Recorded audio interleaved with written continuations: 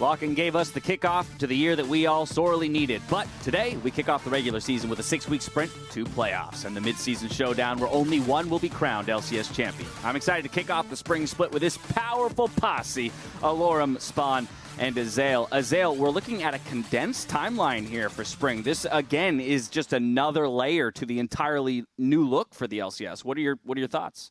I'm excited. I think momentum matters a lot. I think that adaptation is going to have to come in very quickly for these teams. There are the same amount of total games being played, but over a much shorter period of time. So you don't have time, just wait a few weeks and bounce back. You've got to make adaptations quickly and decisively if you're doing poorly. Well, so then I'm coming back to you with this. We've got the start of the regular season. I do want to look back on the 3 weeks of action from lock-in. So let's talk about any key takeaways, starting with just the sheer volume of games that teams like Cloud9 got to play. I think it's huge. Cloud9 got 17 games. They have the youngest player in the LCS in Fudge. He had a rough start. And when you take in consideration that that's essentially a full split, if he had that level of performance during the regular season, it would have been more concerning for them. But they had the ramp in here with the lock-in tournament, and hopefully he can use that to improve for the season start. Yeah, and whilst I do agree that these games are going to be really important for Fudge, I do want to dispel the myth that this guy's a rookie because he has played that split in the OPL. He went to Worlds and played against some of the best competition there has to offer. And then he played a full year of Academy as well. And the bottom line at the moment is that Fudge was, put himself out there as a guy that was going to step into the big stage and make some big waves. And he hasn't been able to do that so far. A couple of great games, but he needs to play much better if Cloud9 are going to win this split like they want to. I think another big conversation that started well before the lock-in tournament even began was how would teams approach it? Would there be the slow, cautious, warm into things, or would it be all-out aggression from the beginning? I'm happy to say that in most cases, we got aggression. Yeah, we got teams brawling in the early game. You love to see it with the engaged support meta that we were given in lock-in. So many engaged champions, Alistar, Gragas, Leona, Nautilus, and others like Thresh have made their way into the meta, and it allowed teams to play aggressively, to capitalize on mistakes, and I love seeing the confidence that teams had to go at each other, to scrap it up, and to believe that you would just straight up outplay your opponents at level 1. Right, and when you are playing these champions like Nautilus, Alistar, Rel, and Leona, any of these Aftershock champions are going to have the opportunity to go in very easily, and many of them are bringing Ignite. We don't see Exhaust very much anymore because people are going for these 2v2s. When you have that rune, you are able to go in and tank a lot of damage, and it's really important to look at the 2v2's target selection and see how they play out these 2v2s, because if they go for the support in the front, they're really not going to be doing much. So a lot of the times you see them going for the AD, or in some cases the Seraphine in the bot lane, where they don't have that more defensive rune. Yeah, and I think overall, this just speaks like a really positive note to how the LC has kicked off this year. Because, we've heard the story before about the scaling late game, the slower teams, but I do like the pivot and the adaptation that a lot of these teams have made. I also think globals are playing a major role. We see Talia in the jungle, Twisted Fate, Galio, Gangplank as well. All of these lead to higher paced games, and I think that the fans are really enjoying it. It's great to see so far. Naturally, the question becomes whether or not the aggression will continue, or now that the games actually matter for the regular season result, will we see a little bit of a pullback in terms of the aggression? One final thing that I want to make a note of coming out of the lock-in tournament pretty definitively. Udyr's #1, right? Oh yeah, like Udyr is extremely good, and I would not be surprised if Udyr is going to be first pick on blue side or first on the red side 1-2, or even banned. His presence is going to be enormous. He has just made such a awakening in this lock-in tournament because he fits into pretty much every team comp. I can't really think of a situation where Udyr is bad right now. There is nothing bad about having a consistent stun bot if you're cutting back, or if you're going in, you have the bear slap along with a massive tankiness. So Udyr is just going to be an all-around really good pick in almost any situation, and I see it kind of like a Gragas situation where you can pick him for any player on any team comp and it's going to be pretty good. On top of having probably, if not the best, fastest level 6 time in the entire league, and the only champion that can maybe contest that is Olaf. Yeah, we'll definitely have to see if the teams are still hot on the Udyr train. But, going into lock-in, we also saw some completed rosters. We saw some rosters using substitutes. And so I thought it might be wise to run through what we could expect to see on day one. First, let's take a look at Immortals, who will get to premiere their full starting roster. And just so you can hear the names, Revenge, Xerxes, Insanity, Raze, and Destiny stepping onto the stage. And this is huge. This is our first look at what their team is going to be, because Revenge and Insanity were the only ones who actually got to play during lock-in. Xerxes, a huge LEC veteran, Raze and Destiny coming over from the OPL. This is the first time we will get to see them perform as a 5-man squad and really get an impression of what this Immortals team is going to give us. Yeah, but it's not the first time that the perfect player and the vanilla gorilla have been on the same team. Raze and Destiny, they have played before on the Chiefs lineup in the OPL, and they were really feared over there. Destiny is known to get on the map incredibly quickly. Big Rakan player, big Nautilus, Thresh, Alistar as well. And I think that Raze is very good at just balancing out an early to mid game. He isn't someone that you have to play towards. He can play that weak side positioning. And unlike FBI and King, who were known for their aggression, Raze was much more about his late game team fighting prowess. This guy's been overseas for years now since he joined the Chiefs in 2015. Once again, went overseas last year with Legacy. And this is a time that he would be looking forward to, because he always thought he was as good as the guys that had already come over. Now he gets a chance to prove it. All right, so Spawn, you're telling me I can't call you Vanilla Gorilla anymore? That name's Correct. not taken? All right, I'll It's find a taken. new nickname. I promise. Let's talk CLG. Unfortunately, Broxa is still experiencing Visa-geddon, but Finn is in LA and will be playing. There is also another bit of news announced just this week. CLG will be fielding RJS in the mid lane as Pobelter heads to the bench. Yeah, this is tough. You feel for Broxa being stuck in with visa issues. He had the same thing going on last year, but it's a tough situation, not just for him, but clearly things are going on within the whole team, because you have Pobelter, being put down to Academy, RJS moving up. That wasn't their plan going into the season, and when that happens before game 1 of the spring split, I am concerned, about what's going on with CLG.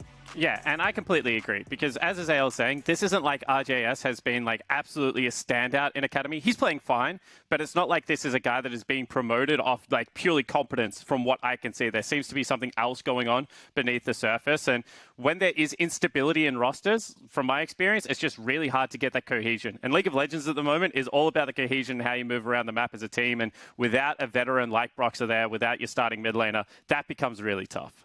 Exactly. You can always blame your jungler. No. All right, day one kicks off with a rematch of the 2020 Summer Finals. We got TSM versus FlyQuest. Then shortly after, Immortals roster premieres against LCS lock-in champs Team Liquid. Talk about a way to start the year. In Game 3, lock-in semifinalists Evil Geniuses and 100 Thieves are going to face off against each other with 2 more matches before we close out the first day of play. A reminder, 15 games per week when it comes to the LCS, more LCS than you could ever imagine. A reminder, there's only 6 weeks before the playoffs as well. So when it comes to the mad dash to the midseason showdown, I want to know who you're keeping a close eye on here in the first week with our players to watch. Starting with you, Laura. Well, I think it's going to be no contest. My best player to watch is Jensen. He is undisputable, or maybe some dispute, but he is one of the best mid laners in the entire league, and it's been that way since he came to North America. So why wouldn't he keep doing well when he is on the best team in North American LCS right now? Team Liquid finished first in the lock-in tournament. Every single one of their players look great, and Jensen has the best KDA of all the mid laners. So if you want points, why wouldn't you go for Jensen when he's just overall playing very well with a very good team? There's no better pick. Fair point. Fair point. I see your point, and I do think it's entirely valid. For my player to watch, I'm going with my first pick from the fantasy draft that we conducted just this last week. I'm going with FBI for a couple reasons. Number one, those statistics that just popped up onto your screen. Hard to argue with those. You get points not only for winning the lanes, CS values, things like that, but there's a lot of aggression that comes out of FBI and Huhi. I also do happen to know that Azael thinks that ADCs are the proper first pick. And so I know exactly. So I already know that I got another big brain behind my pick, but FBI I think is a very exciting player. He showed up last year and still has so much more growth to show us this year. I got to talk about a world finalist here, someone coming fresh off the world finals, Sword Art. You would think Where'd you get him, Azale? Was it the first round? No. Was it the second round? No. I got this as a third-round pick in the draft. I think it was the highest value pick in the whole draft. I am so happy that I was able to snag him. I think people are sleeping on Sword Art hard because of lock-in. This man has made a career for himself being one of the best supports in the world year after year after year. He is coming fresh off the World Finals. He is crushing it in solo queue, and I think he is going to get me a lot of points. Yeah, I was not happy by the fact that we all left him up that late. Sorry, Spawn. I was going to say, I'm going to follow the trend that Azale is setting, and that's going for the big brain players to get you some points. But I'm going to go with not a world finalist, but someone that's actually won the world championship. I'm going to go with Core JJ. I think he is the best player in the league at the moment, MVP caliber player. And when you look at how dominant him and Tactical have been in the bottom lane, that just leads to so much potential around Summoner's Rift. And we know that Team Liquid, they're going to play fast. They're going to win a lot of games. And I think that Core JJ, therefore, can rack up a lot of points. Now, keep in mind, Fantasy does kick off today. So if you have not yet gotten in your picks and bans, go do it now. And while you sort that out, we'll pick the brains of the analysts here on how exactly y'all would approach this new pick ban element to Fantasy. So, Lauren, what do you got for me?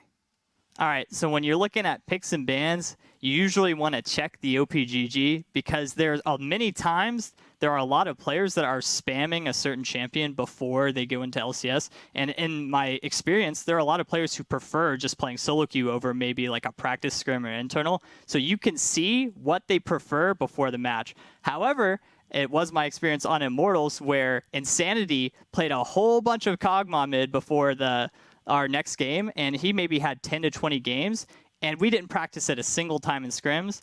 The next day, first ban Kog'Maw, lo and behold, free ban for us. So there's a little mind game when you can check the OPGG, but it's pretty easy for some players to see what their comfort is.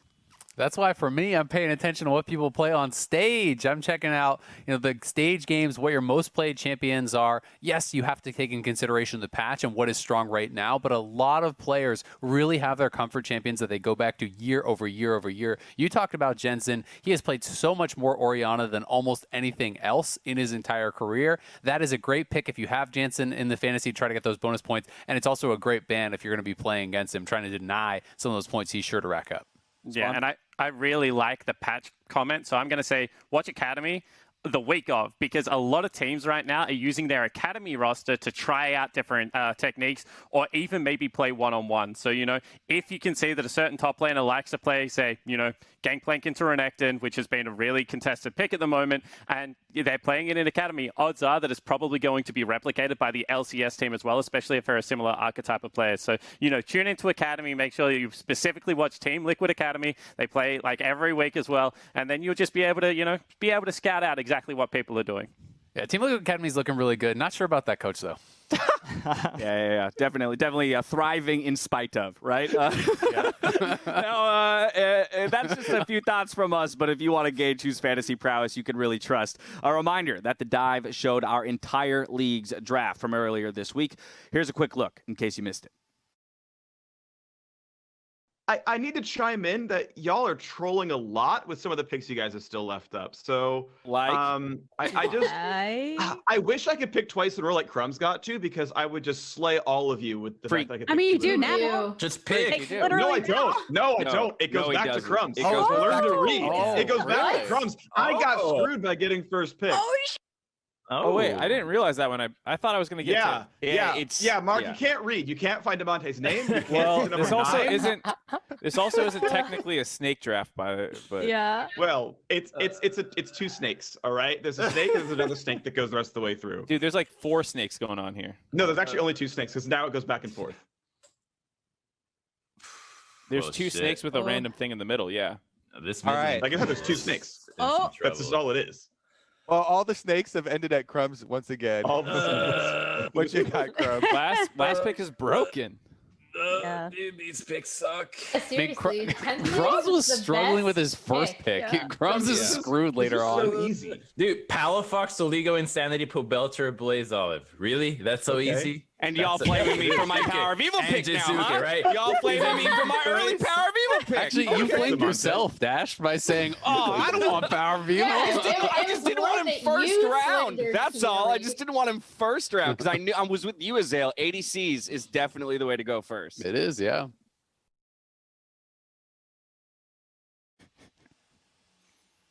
Well, that was 10 9 a.m. brains hard at work right there, as you could probably tell by our discussion about what a snake actually is. Also, Power of Evil, I love you. Do work for me this weekend. All right, check out the entire episode of The Dive at youtube.com/LCS, but leave that for after today's games. For now, we're taking a quick break. When we come back, it's more LCS Countdown after this. Welcome back to LCS Countdown, where we are moments away from TSM versus FlyQuest. Now, before we get into that matchup, I want to get a sense of how much you think teams' lock-in performances reflect where we can expect them to finish in the spring split. So first up, will TSM end the split over or under 5.5 place, right? Because we got to do the half places here from the lock-in tournament. Azale, this one goes to you. Over. They're going to be going up the standings from there. I think for sure this is a top 3, top 4 team. I think you have to take into consideration the fact that these are guys from 5 different rosters. Lost and Speak were both under the TSM organization, but of course Lost was playing in Academy. You have a player from the LPL. You have guys coming in from different LCS rosters. I do think it will take some time to gel, but I think that the limit is a lot higher than 5th. Fair enough. What about FlyQuest, Alorum? Let's take a look at them. We're going to put them in a somewhat similar position, just slightly below. 6.5. What are you thinking? I am also going to say over. Now that FlyQuest have all the pieces of the puzzle settled in, I'm convinced that they are only going to scale. I have a lot of faith in Jose Diodo and Palafox that they are just going to get better and better. And while I'm not going to put them top 3, I think it's a safe bet to go maybe 5th or 6th place because they have had some shaky games. And I'd say a big benefit of being on FlyQuest right now is you have a whole lot of new fans coming from Jose Diodo, so that morale behind your back and the fans cheering you on is really just, I think it helps a lot for a player. Yeah, I think you have to kind of bet on a little bit of a meta swap, however, because you need a good bottom lane at the moment. And I think that the FlyQuest bottom lane is looking pretty tame. So I would say that, if anything, I would maybe disagree with that one, because whilst the top side of the map does look pretty strong, I do not hold all that much faith in the FlyQuest bottom lane. Alrighty, one last team to talk about, and that is Team Liquid, the winners of the lock-in tournament. So it's not much of an over-under here, Spawn, but what are you thinking? Do they win again? Yeah, and the thing is, Stash, like, you have to be able to wear 2 hats, you know, TL employee as well as, you know, analyst and shoutcaster. And we've spoken about this before. It's important to be able to remain impartial and to just be able to put the shoutcaster hat on. So when I have a look at this one, I think that it is probably an over. Like, you know, maybe Team Liquid can win Worlds. Maybe this is a team that North America has been hoping for all along. And I think that it's not outside of the realm of possibility that maybe this is one of the best team of all time. So I'm super happy to go with over on this one. Maybe. Are you going to get fired for that? It's not a definitive yes? That's a good point. Yeah, Steve, I don't know about this guy. He doesn't seem very confident. Okay, we always kick off the regular season with a rematch of the summer finals. This year, though, it looks a little different. While it is TSM FlyQuest, only 2 players from the 2020 summer finals are actually competing in Game 1. And one of these teams has an entirely new look. I think it's indicative of how much the league has changed, how many new faces there are, how much of a shakeup there has been amongst all these top teams. People are forgetting that this was a finals rematch here. People are looking to lock in and using that as kind of the definitive rankings, I think, for the teams, looking at TL, looking at C9, and I think that they're sleeping on some of these other teams. I am really excited to see this TSM FlyQuest rematch, and I'm really excited for a league that has so many new faces, from huge veterans like Perks and Sword Art and Alfari to brand new players like Niles and Iconic coming out from Collegiate. Well, speaking of new players, Spawn, there's been a big conversation around Jose Diodo. Actually, I love what Alorum just brought up about all the new fans that are coming in to support FlyQuest as well, along with him. What are your thoughts on him? Yeah, and I think that FlyQuest has done a really brilliant job over the offseason, because whilst I was questioning their bottom lane strength, there is no questioning how good the top side of the map can be. Palafox has shown that he can play aggressive stuff like the Akali, Licorice as a staple, and then Jose Diodo, coming off the back end of a great Worlds performance that would have put him on the radar of a lot of teams, brings not only a truckload of fans, but also some really great play from the jungle positioning. And we know the jungle at the moment is incredibly strong. Not to mention the fact that FlyQuest also adding the Spanish co-stream, which I think is just a brilliant marketing move. This is an org that really does have all their ducks lined up, and I think that they're, you know, becoming a big player within the LCS. Yeah, so make sure you check that out. As you can see here, tweet from FlyQuest earlier. This will be happening all year long, so good on them. Make sure you check it out. Across from him in the jungle position today, Alorum, is Spica. How are you feeling about the matchup? I would say it's not too far-fetched to say that Spica is not only the most consistent member of TSM right now, but the best performing. which is crazy when you consider you have veterans on the team like Huni, Power of Evil, and Sword Art. You've got these 3 players who have been in the league for so long, and you'd expect them to be the most consistent members. But no, it's your one returning member, Spica, who is also the youngest player on TSM. So I think it's great to see that someone so young and new to the league has been doing phenomenally, and he even played pretty well at Worlds. And this was all during that period of time where you had players like Greg, Akadi, and Spica swapping out for TSM jungles. You're thinking, who's going to be the main jungle, who's going to stick around? And turns out it was Spica, and he's been doing a great job. I'm just so excited to see where he's going to be in 1 year, 2 years, because his development, I think, has been incredible as a player.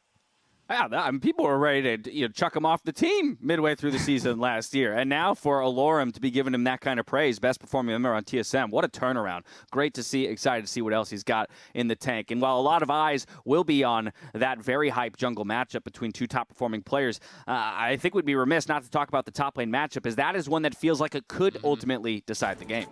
I mean, it's an incredibly exciting matchup. I think Huni received a lot of criticism for how he played during lock-in. He looked exploitable, was having silly deaths. And on the other side of the table, you have Licorice, who has been one of, if not the best top laners in the league for the last couple of years. You pair him up with Jose Dioto, the FlyQuest topside looking pretty strong, and maybe that's a way that they can capitalize on the weakness that Huni has shown. Yeah, and I think that there is so much pressure on Huni at the moment because we know TSM fans and we know that they're already calling for a swap up there in the top lane. I think that they should stick with Huni. He has shown in the past that he can be a great player, but he needs to find that really quickly because there's a couple of coin flips going up there, and I don't know whether he wants heads or tails. I don't know whether he knows whether he wants heads or tails, but he's not hitting whatever he wants, so he needs to be able to figure that one out pretty quickly. All right, just a bit to go before we get into the games. I want to get your predictions on record. Normally, day one, it's a total shot in the dark when it comes to preseason expectations, but because we have the lock-in tournament preceding this, very curious where you all throw your weight. Looks like the only difference comes in that 5th game of the day. Dignitas for 2 of you, CLG for the other. Alorum, why are you taking CLG? You know, I knew that this one, the others were kind of like a straight shot because you can just go with, all right, this team has been pretty good in the lock-in, let's go with them. But with CLG versus Dignitas, there's kind of more wild card elements to it. You're not really sure who is going to have the correct gameplay that day because realistically, they both have a lot of errors to work out in their play. So I picked CLG out of faith that RJS will perform today because I've seen him play well before and I like him better in the mid lane than in the top lane, which he was last season. So I have faith that he'll play pretty well today against Sligo. And Spawn, just a quick rebuttal for the Dignitas side of things. Yeah, I just value stability in the current meta, like way above anything else. And you have to be coordinated and on the same page to play a good, quick League of Legends at the moment. That's what teams are going for, and I don't think you can do that off 3 days of scrims. Well, there you have it. The stage is set for all of our teams as we get ready for the kickoff of the 2021 season. I myself am incredibly excited for the fact that we will have 15 full games. We have this condensed sprint to the postseason here, or the midseason showdown. With game 1 just moments away, let's send it off for the start of the spring split.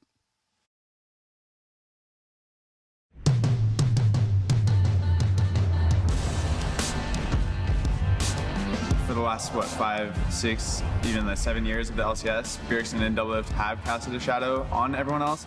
It seems like LCS was their league. Good Lord, Jesus Christ, have mercy. He a demon on tracks, you hear them damn verses. Whenever Legends retire, it opens up a whole new area for new superstars to be mid. I'm pulling pumps on pompous ass preachers and shooting. Devontae is huge. He is in every single play that 100 Thieves make. It feels like a great opportunity as someone who's been in the scene for a couple years now. So if there's going to be a time for me to win the LCS, it's this year. To put it simply, let's make sure words ain't empty. If I ain't hungry, then your bread can never tempt me. I think the perspective from Latin America to NA is like they always watched this league like when they were younger. So it gives you like this perspective, like they are better, and you have this dream that you want to be there to play with the ones that you always watched. It was what I always wanted to, so I was just ready for it. We won the LLA championship, and I just feel like it's a self-proof from myself to prove that I can be the best here too. It depends only on me, so I don't feel any nerves because I know I can do really well. So I suggest you help the lesson feed they Tommy Tom. Or when they pointed at your tummy is a Tommy gun. Or maybe that's my paranoia that I'm working with. As I burn the spliff and try to locate the mothership. Because TSM have so much fans, it gives me a little bit pressure, but I think every time I have pressure, I play better. WF and Bjergsen played really well last year, so I think I need to prove everyone that we still can be the best team in NA.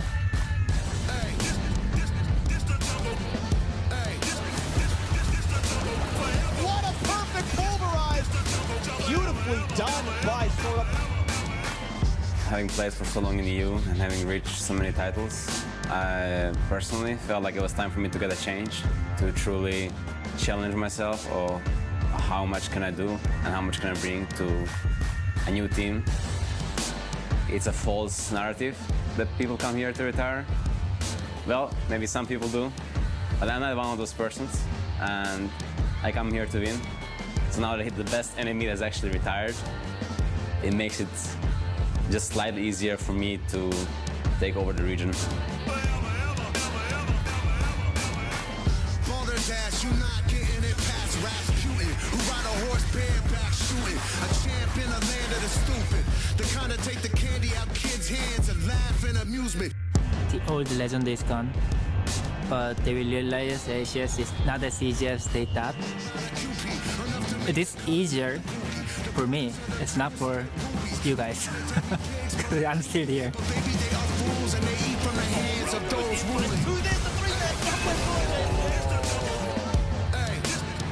Poor JJ.